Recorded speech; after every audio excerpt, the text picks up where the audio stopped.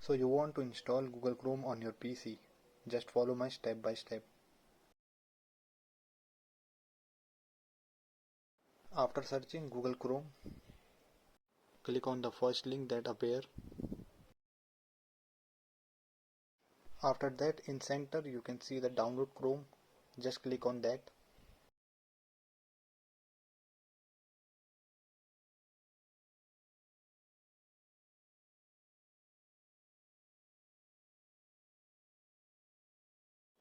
It will take few seconds to download. After that, click on the Google Chrome setup.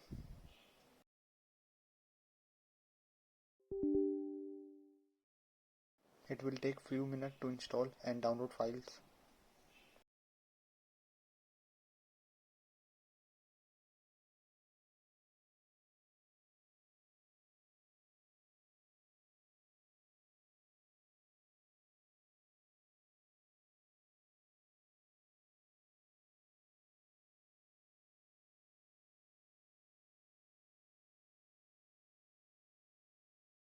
After complete installation, Google Chrome will pop up on your screen.